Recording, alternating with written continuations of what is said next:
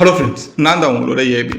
பூனேயில் வந்துட்டு ஒரு 22 வயசு பெண் வந்துட்டு கற்பழிக்கப்பட்டாங்க அப்படின்னு சொல்லி பூனேயில் ஒரு மிகப்பெரிய ஒரு இஷ்யூவாக இது பேசப்பட்டுச்சு. ஆப்வியஸ்லி இது ஒரு நேஷனல் இஷ்யூவாகவுமே பேச ஆரம்பிச்சாங்க எல்லா மீடியாவுமே. இதனால பல பெண்கள் பல ஆண்கள் வந்துட்டு போர்க்குடியை தூக்குனாங்க அந்த ஒரு பொண்ணு சப்போர்ட்டா.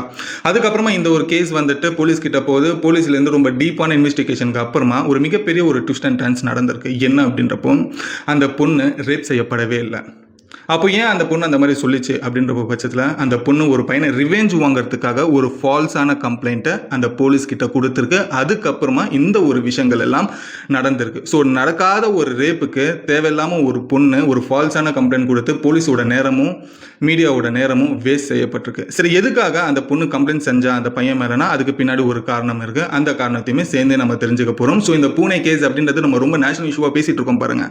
அந்த மாதிரி ஒரு விஷயமே நடக்கலை. ஸோ அந்த ஒரு விஷயத்தை பற்றி தான் இந்த ஒரு வீடியோவில் டீட்டெயிலாக தெரிஞ்சுக்கலாம். இல்லை ஆக்சுவலி அந்த பொண்ணு எதுக்காக இந்த மாதிரி ஒரு விஷயத்தை செஞ்சு அந்த பையனுக்கு அகேன்ஸ்டாக என்ன அவங்க ரெண்டு பேருக்குள்ளே இருந்த பிரச்சனை அப்படின்றது கம்ப்ளீட் டீட்டெயிலாக வழக்கம் போல 10 நிமிஷத்தில் ஷார்ட் அண்ட் ஸ்வீட்டாக பார்த்துலாம். ஸோ வாங்க வீடியோக்குள்ளே போகலாம். நான் தான் உங்களோட AB and welcome to our channel. இன்னும் நம்ம சேனல் சப்ஸ்கிரைப் பண்ணலாம், உடனே சப்ஸ்கிரைப் பண்ணிக்கங்க. அப்போ தான் இந்த மாதிரி உலகத்தில் நடக்கிற பல விஷயங்களை நீங்கள் உண்மை என்ன அப்படின்றத தெரிஞ்சுக்கணும்னா அதுக்கு உங்களோட சப்போர்ட்டை சப்ஸ்கிரைப்ன்ற ஒரு விஷயத்தை காமிச்சிங்க. நம்மளோட சேனலில் எல்லாமே அப் டு டேட் சரியான ஒரு இன்ஃபர்மேஷன் உங்ககிட்ட சேர்க்கறதுக்காக தான் நான் இங்கே இருக்கேன். ஸோ உங்களோட ஒரு லைக்குமே வந்துட்டு மற்றவங்களுக்கு ஈஸியாக இந்த வீடியோ ஷேர் ஆகிறதுக்கு ரொம்ப பெரிய ஒரு ஹெல்ப்ஃபுல்லாக இருக்கும். ஸோ உங்களோட சப்போர்ட்டை லைக்லையுமே காமிச்சிக்கங்க. ஸோ வாங்க வீடியோக்குள்ளே போகலாம். ஸோ ஃபர்ஸ்ட் விஷயம் எங்கேருந்து ஆரம்பிக்கலாம் அப்படின்றத பார்க்கும்போது முதல்ல இந்த கேஸ் வந்துட்டு எப்படி ஆரம்பிக்கப்பட்டுச்சு அப்படின்றது பார்க்கலாம். சரிங்களா, ஜூன் மாதம் 2ஆம் தேதி இல்லைனா 3ஆம் தேதி வந்துட்டு ஒரு 22 வயசு பெண்மணி பூனேயில் இருக்காங்க. இவங்க வந்துட்டு ஒரு மிகப்பெரிய ஒரு ஐடி கம்பெனியில் ஒரு நல்ல ஒரு ஜாப்ல இருக்காங்க. இவங்களோட பேக்ரவுண்ட் அப்படின்றது பார்க்கும்போது ஒரு வெல் செட்டில்டு ஃபேமிலி. ஸோ இவங்க வந்துட்டு என்ன பண்ணுறாங்கன்னா பூனேலேயே ஒரு முக்கியமான இடம், அந்த முக்கியமான இடத்துல ஒரு முக்கியமான ஏரியாவில் வந்துட்டு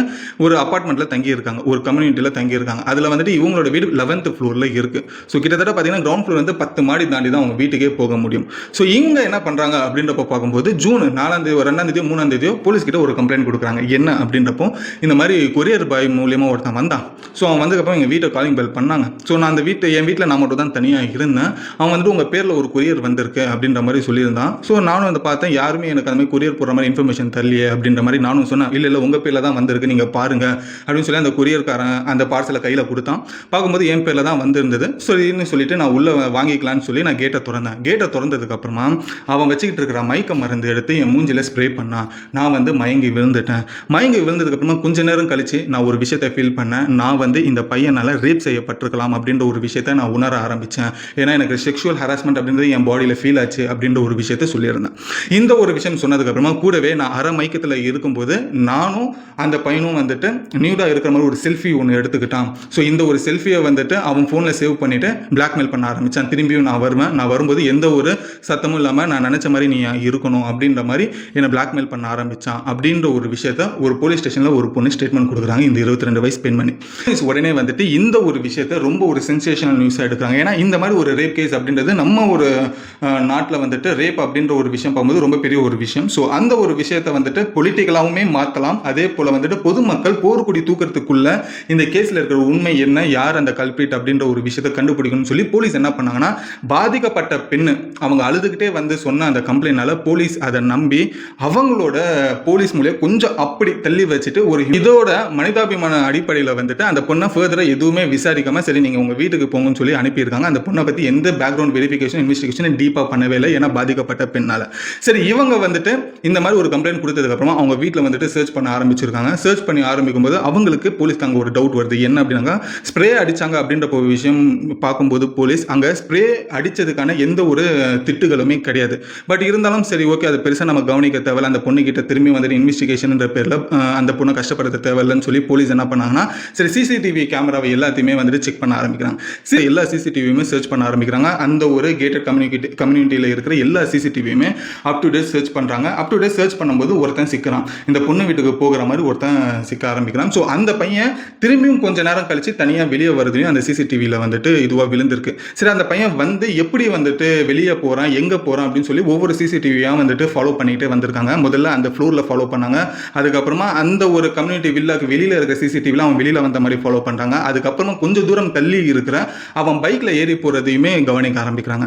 சரி, பைக்கில் போகிறத அப்படின்னு பார்க்கும்போது சிசிடிவி ஒன் பை ஒன்னாக ஃபாலோ பண்ணிட்டு பார்க்கும்போது ஒரு கட்டத்துக்கு மேலே அந்த பைக்கோட நம்பர் போலீஸுக்கு கிடைக்குது. நம்பர் பிளேட்டு கிடைச்சிச்சு. ஸோ போலீஸ்க்கு வந்துட்டு அந்த பையனோட முழு ஜாதகமும் கிடைச்சிடும் சொல்லி அந்த நம்பரை வச்சு சர்ச் பண்ண ஆரம்பிக்கும் போது அந்த பையனும் கிடைச்சிட்டான். அந்த பையனை போயிட்டு நீ என்னோட கொரியர் வேலை பார்த்துக்கிட்டு இருக்கே அப்படின்னு சொல்லி ஃபர்தர் இன்வெஸ்டிகேஷன் பண்ணும்போது இந்த வீட்டுக்கு நீ போனியா இந்த டைமில் என்ன நடந்தது அப்படின்றது கேட்கும்போது, இல்லைங்க அந்த வீட்டில் இருக்கிற பொண்ணு எனக்கு நல்ல ஃப்ரெண்டு, கிட்டத்தட்ட 3 வருஷமாக வந்துட்டு அவன் என்னோட கேர்ள் ஃப்ரெண்டுன்னு சொல்ல ஆரம்பிக்கிறான். என்னடா சொல்ற கேர்ள் ஃப்ரெண்டா அப்படின்றத, ஆமாங்க கேர்ள் ஃப்ரெண்டு தான் அவன் எனக்கு அப்படின்ற மாதிரி ஒரு ட்விஸ்ட் ஒன்று பண்ண ஆரம்பிக்கிறான். சரி, நீ கொரியரில் வேலை செய்றியா அப்படின்றது கேட்கும்போது, நான் கொரியர் பையன்லாம் கிடையாது, நான் ஒரு ஐடி கம்பெனியில் வேலை செய்கிறேன், நல்ல ஒரு சம்பளத்தில் இருக்குன்னு சொல்லி அடுத்த ஒரு ட்விஸ்ட்டாக போடுறான். போலீஸ்க்கு அப்போவே ஒரு டவுட் வர ஆரம்பிக்குது, என்ன இவன் சொல்கிறான் அப்படின்றது சொல்லும்போது, சரி நீ எந்த கம்பெனியில் வேலை செய்கிற அந்த பையனை விசாரிக்கும் போது இந்த கம்பெனியில் சொல்லும்போது அந்த கம்பெனிக்கு போலீஸ் வந்துட்டு கால் பண்ண ஆரம்பிக்கிறாங்க. இந்த மாதிரி இந்த பையனை நாங்கள் இந்த மாதிரி ஒரு ரேப் கேஸில் வந்துட்டு பிடிச்சிருக்கோம், இவன் உங்கள் கம்பெனியில் தான் வேலை செய்கிறேன்னு சொல்கிறான், அது உண்மையானு சொல்லி இன்வெஸ்டிகேஷன் பண்ணியிருக்காங்க.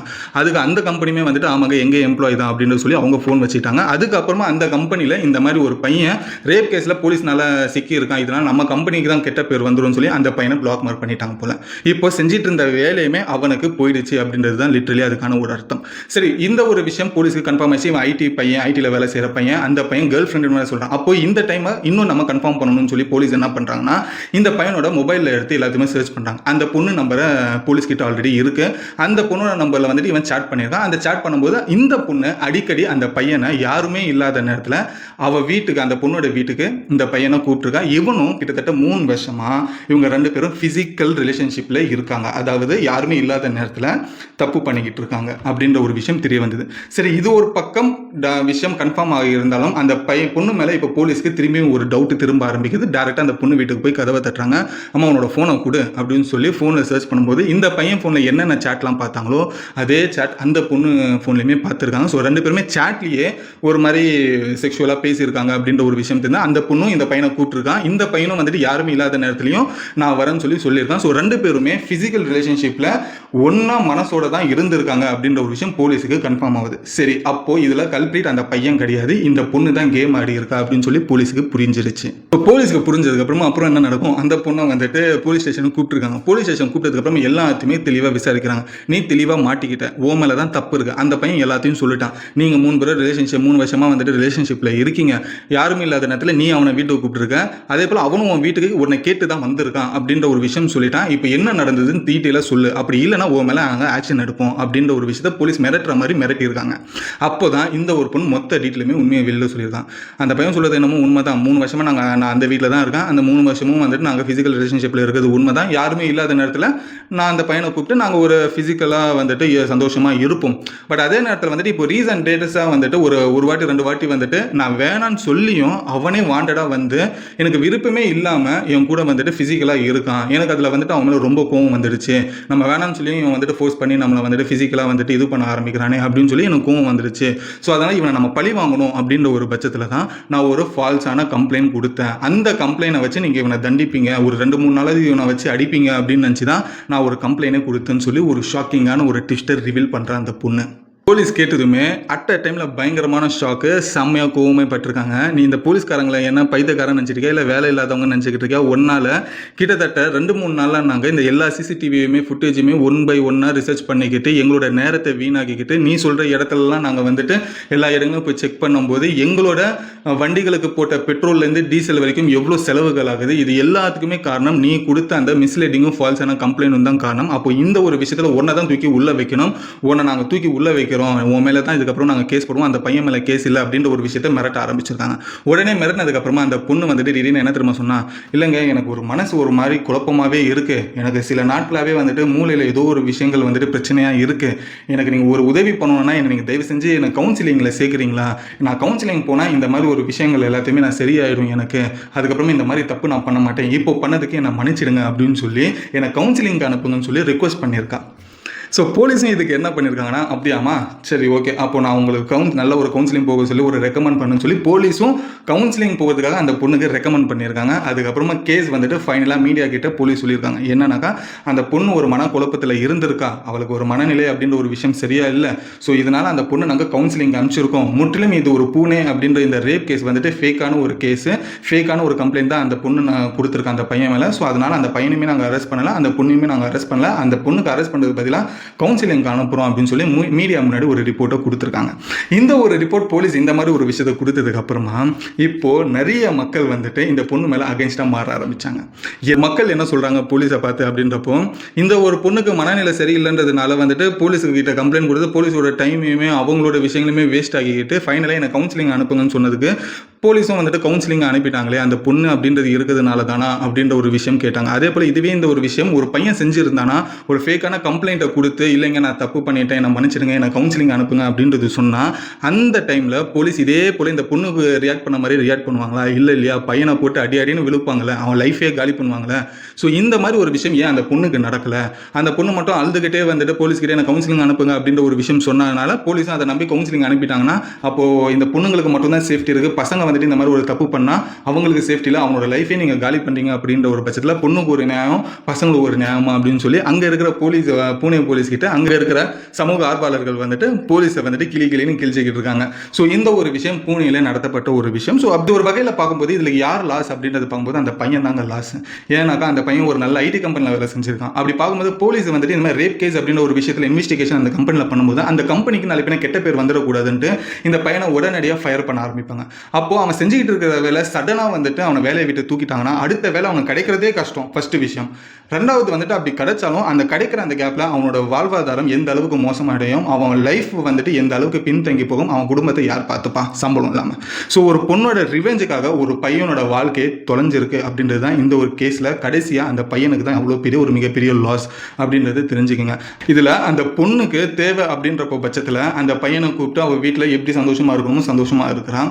அதுவே அந்த பையன் தேவையில்லை இப்போதைக்கு அப்படின்றப்போ பட்சத்தில் அந்த பையனே வாண்டடாக வந்து பண்ணால் ஸோ அந்த நேரத்தில் வந்துட்டு இந்த மாதிரி ரிவெஞ்சுன்ற பேரில் கம்ப்ளைண்ட் கொடுக்குறது என்னங்க இது உண்மை. ஸோ இதில் ஒரு விஷயம் என்ன அப்படின்றப்போ அந்த பொண்ணு முதல்ல கண் கலங்கி வந்து அழுது ஒரு கம்ப்ளைண்ட் கொடுத்தா இல்லையா ரேப் அப்படின்ற ஒரு விஷயம். அந்த டைம்லேயே அப்போது கம்ப்ளைண்ட் எடுத்த அந்த போலீஸ் அவங்களோட போலீஸ் மைண்டை யூஸ் பண்ணி இது டீப்பாக இன்வெஸ்டிகேஷன் பண்ணியிருந்தாங்கன்னா அந்த பையனோட லைஃபை சேவ் பண்ணியிருக்கலாம். பட் அந்த நேரத்தில் போலீஸ் மனிதாபிமானம் அப்படின்ற ஒரு பேரில் அந்த பொண்ணுக்கு சப்போர்ட் பண்ணுற அந்த பேரில் அந்த பொண்ணு டீப் அனலைஸ் பண்ணாமல் அந்த பொண்ணு சொன்ன அந்த வார்த்தையோட கோபத்தோட உச்சியில் அப்படியே டேரெக்டாக போய் இந்த ஆப்ரேஷனில் இறங்கினதுனால இன்னைக்கு ஒரு பையனோட வாழ்க்கை கேள்விக்குறியாக நிற்குது. அப்போ இதில் அந்த பையனோட ஒரு வாழ்க்கைக்கு ஒரு ஒன் ஆஃப் த இன்டைரக்டான ஒரு ரீசன் அப்படின்றப்போ போலீஸும் இருக்குது, மெயின் ரீசன் அந்த பொண்ணு இருக்காங்க அப்படின்ற ஒரு விஷயம் தெரிஞ்சுக்கோங்க. ஸோ இதுதான் இந்த பூனேயில் நடந்த இந்த ரேப் கேஸ் அப்படின்றது, இந்த ஃபேக்கான ரேப் கேஸ் அப்படின்ற ஒரு விஷயத்தை பற்றியான மொத்த டீட்டெயிலுமே. ஸோ இந்த ஒரு இன்ஃபர்மேஷன் யூஸ்ஃபுல்லாக இருந்தால் லைக் பண்ணிக்கோங்க, உங்கள் ஃப்ரெண்ட்ஸ் அண்ட் ஃபேமிலிஸ்க்குமே ஷேர் பண்ணுங்கள். இந்த பூனே ரேப் கேஸ்லாம் ரொம்ப அவ்வளோ பெரிய சீன்லாம் கிடையாது, சும்மா தான் இந்த பொண்ணு பழி வாங்கணுன்ற ஒரு பேரில் தப்பான ஒரு ஃபால்ஸ் கம்ப்ளைண்ட் கொடுத்துருக்காங்கன்றது உங்கள் ஃப்ரெண்ட்ஸ் அண்ட் ஃபேமிலிஸ்க்குமே ஷேர் பண்ணுங்கள், அவங்களும் உண்மை என்னன்றது தெரிஞ்சுக்கணும். இதில் உங்களோட கருத்து என்ன அப்படின்றதையும் கமெண்ட்டில் சொல்லுங்கள், நானும் படித்து தெரிஞ்சுக்கிறேன். ஸோ இன்னும் நம்ம சேனல் சப்ஸ்கிரைப் பண்ணலாம், சப்ஸ்கிரைப் பண்ணிக்கோங்க, அண்ட் மறக்காமல் லைக் பண்ணிக்கோங்க. நீங்கள் பண்ணுற ஒவ்வொரு லைக்கும் தான் மற்றவங்களுக்கு ஈஸியாக போய் இந்த வீடியோ ரெஃபர் ஆகும். ஸோ அதுக்கு உங்களோட லைக் ரொம்ப பெரிய ஒரு ஹெல்ப்ஃபுல்லாக இருக்கும் என்னோட வீடியோக்கு. ஸோ கண்டிப்பாக மறக்காமல் லைக் அண்ட் சப்ஸ்கிரைப் பண்ணிக்கோங்க. ஸோ அடுத்த ஒரு வீடியோ சூப்பரான வீடியோவில் உங்களை வந்து நான் பார்க்குறேன். Until then bye bye AB.